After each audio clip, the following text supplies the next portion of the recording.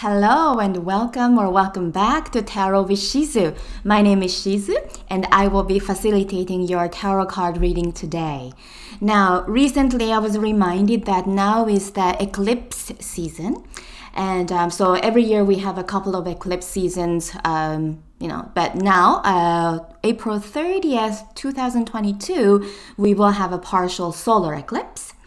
If you are an astrologer, you probably know a lot more than I do about how certain eclipse in certain sign might affect people with different birth chart in a different way on different aspects or different houses and things like that. Now, I am not going into that because I am not an astrologer, but what I can say about it is that culturally and historically speaking, human beings have been affected by eclipses because back in the day, with less advanced science, they certainly the mass didn't know what was going on in the sky, especially if they could see the eclipse happening. So a lot of people were afraid of it. Some people thought it was ominous, a little dangerous, let's say. So historically speaking, we have been sort of taught or conditioned even to pay attention to what we do and how we behave during the eclipse time. So I think to a certain extent, because of that, maybe there's something in our DNA to pay attention to it, or certainly feel something surrounding that time of the year, let's say. So I thought, why not do a little reading? And if you have come here before, thank you for returning. I usually read one card for three groups, one card each for three groups. But today I thought it might be interesting to have two cards, so a pair of cards for three different groups. Yeah. So let's start.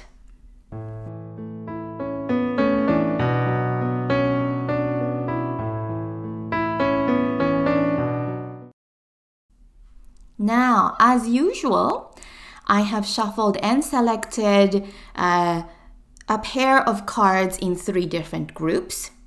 So as usual is the shuffling part and selecting part. Today I have two cards for you. So let's take a look. Ta-da! So let's say this is group number one, this is group number two, and this is group number three. Today's deck is called Mystic Mondays Tarot. It's a newer sort of a deck, and it's very beautiful, very shiny as well. So that's the box, and I can show you. So this is a very shiny thing, and also the colors that are used look how beautiful it is. And it's unlike the normal traditional tarot cards, and a lot of drawings are actually a little simplistic, but really, how beautiful is that, really? And if you have wondered about how I read, look at this. The star and the sun before. Anyways, so I do not read reversals for these general readings. For my individual clients, I do read reversals of the cards. Reversals meaning upside down, like this one, upside down card. But for the generic reading and general reading, I wanted the message to be more contained and a little bit clearer. So that's why for these readings, I do not read reversals. So just keep that in mind. Yeah. So all these things are quite modern. The drawings are modern, beautiful, beautiful colors, beautiful rendition. So it's Mystic Mondays Tarot. Okay, so let's sit. And you might like to take a deep breath or two. You can also close your eyes. And perhaps ask yourself, during this eclipse season, what do I need to keep in mind? And what is the message from my inner self, inner wisdom? or spiritual guides. And choose 1, 2, or 3. All right. So let us begin. So the pair number 1, you have these 2 cards. So this one is the Hierophant.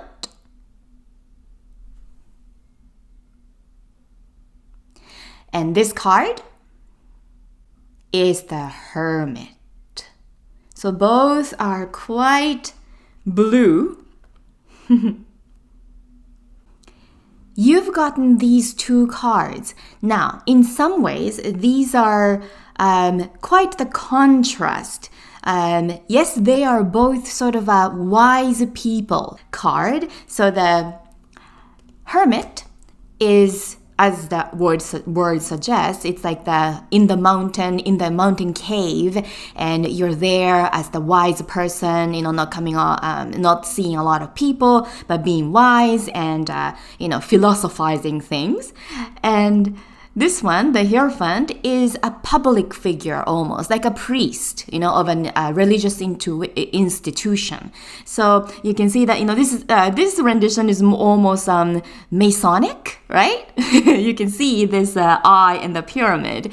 So now both of them can connote religious wisdom, whether it's a major religion or not. So the Hierophant is more about a major religion, for example. Hermit, however, is more about the inner belief system, right? So the fact that you got both of the cards in one reading suggests that your outside persona and the inside persona are quite complementary, even though they might feel opposing to each other.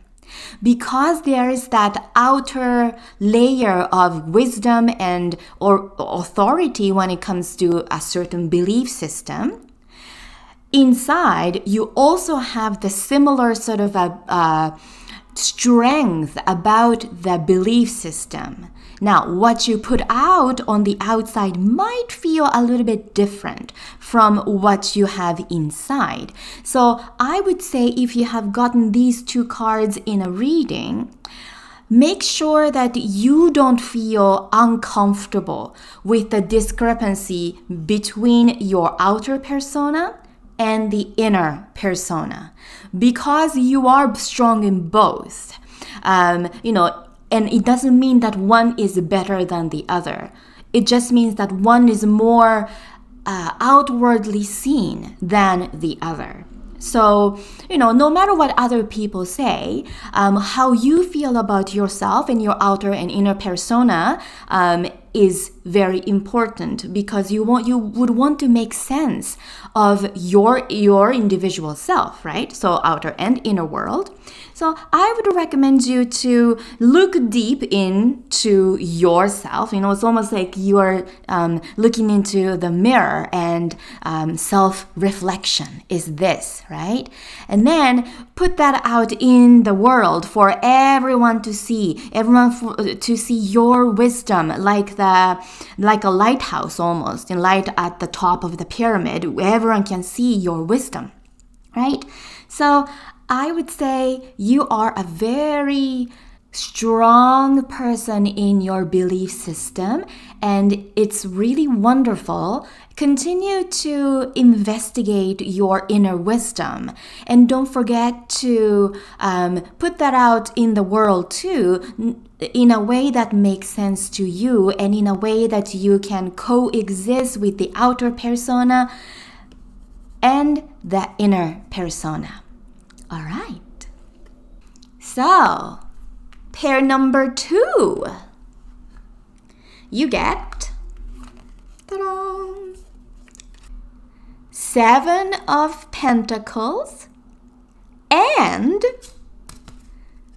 8 of Pentacles. How interesting.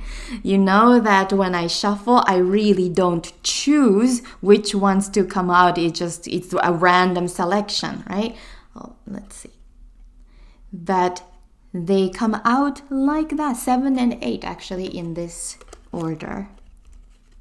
Right? 7 of Pentacles and 8 of Pentacles. So, both cards are traditionally about working hard. But not in a tiring way. But you can see that, this person who has 7 pentacles in a maybe almost like a coconut tree, so 7 coconuts, let's say. She is watering the plant, watering the tree, and then quite comfortably so, and the whole atmosphere is quite pleasant. Yes, so it is sort of a growing your it could be wealth. Pentacles is mostly about the wealth and also the health of an individual or a situation. So it could be that you are steadily growing your health or wealth, or it could be knowledge. So something that requires cultivation or taking care of. So you have been steadily doing that and things are growing very nice. It's not yet to the full maturation level, but you are feeling confident and quite comfortable in it. Now, this is also the 8 of Pentacles. You can see that still you are in the certainly learning state. So this one in this rendition, it's an artist who has been working on these different pentacles or plates or whatever, and she is now working on her 8th piece. So both of the cards are about working hard. Now, the difference between the 7 and the 8 is that, often they can be used interchangeably. But how I feel about the difference between the 7 of Pentacles and the 8 of Pentacles cards is that 7 is purely about continuing to work on the same thing, pretty much in the same way. So you water plants pretty much, at the same time, every day, in the same way, right? Whereas this one, 8 of Pentacles, there is a little bit more creativity involved in it. Even if you continue working on, let's say, the same skill, like in this card, for example, is the painting skill or coloring or drawing skill, right? But even though she's working on the same skill, there are different things that she's doing with these pentacles. So now, if you have gotten these cards in succession, I would say, well, congratulations for first of all, because you have been working hard to cultivate a strong foundation for something. It could be a collection of something, or your health, or your wealth, or your knowledge, your degree, for example. So I would say wonderful that you have kept working on them, and completion is near. So, it's 7 and 8, and there are 10 cards, right? It's like from ace to 10. So number 10 is coming up soon. So full maturity is expected at some point, pretty soon, I would say. But at the moment, you keep working and do continue to work.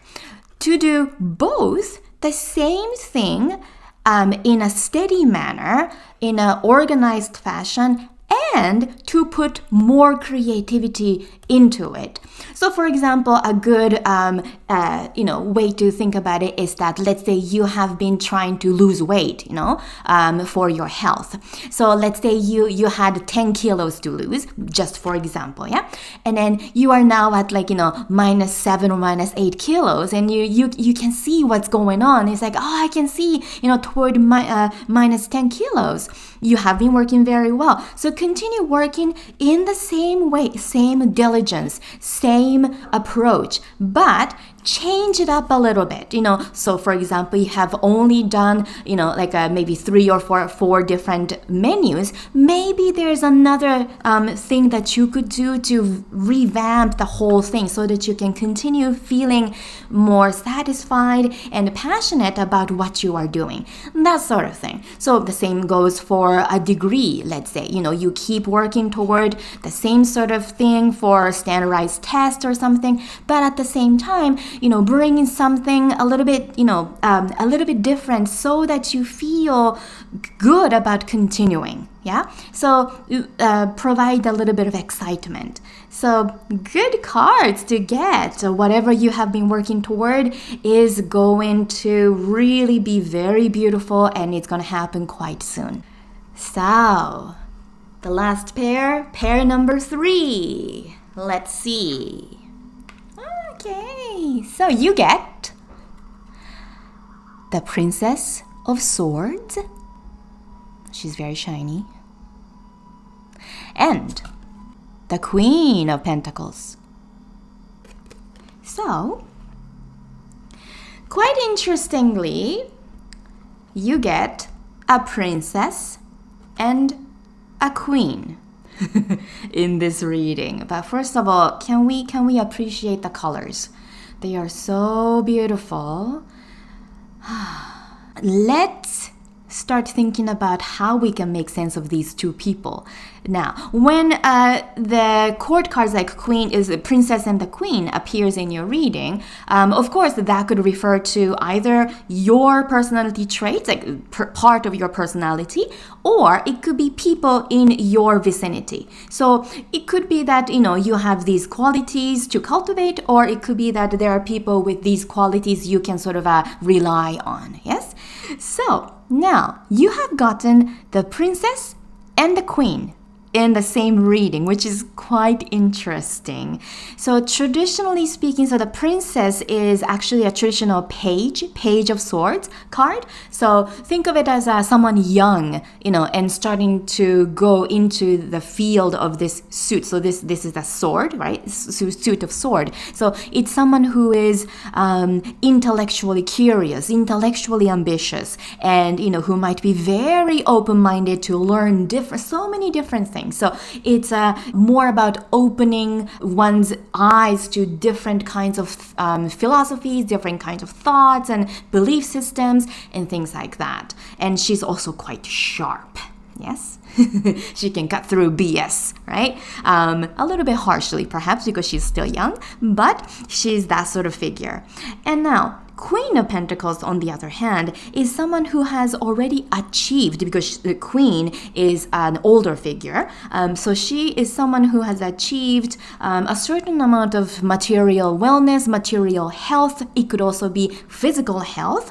Someone very sort of, have a good foundation in her own health and nutrition, things like that. So it's an interesting combination. It's as if this sword, the Princess of Swords, are starting to amass the qualities to become like the Queen of Pentacles. They are of different suits, but as you probably know, we all, as individuals, we all have different facets and different personas and different ways of dealing with different situations. So these two personalities can reside within one person, of course, and it doesn't have to be a woman. Just because princess and queen is there, you could be a man, and that's completely fine, and that's how tarot works, and it's very free in that way. So I would say keep your intellectual curiosity, and then use those sort of curiosity-based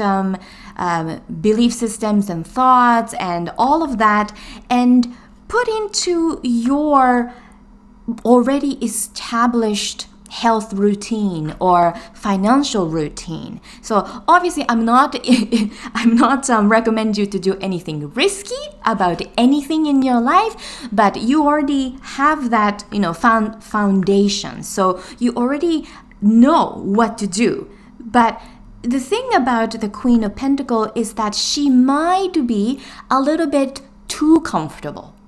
It's well and good that you're very comfortable in your throne, in your kingdom, but maybe there is a little bit of room for a little bit of a breath of fresh air. So this Princess of Swords is like that. She is a breath of fresh air. Try to have both qualities and have good parts of these both qualities within your life. And I think it will be a lot more exciting, intellectually speaking, and grounding in terms of your health, wealth, and happiness as well, overall happiness. Great. So, how was it? I hope you like the two-card approach. It's quite interesting because one card alone can mean something, but with combination with other cards, that can become slightly different. And you probably saw how I read and say, well, this card is about this one usually, but with this one, the contrast is this and all that. So I hope you were able to have a little taste of how a more broad sort of reading can work for you. Yeah, it was quite interesting in a way they came out, all of them. So I hope you enjoyed today's reading. If you have any questions or if you have any comments, please let me know in the comment section below. Thank you for joining me today. Have a good day. Bye.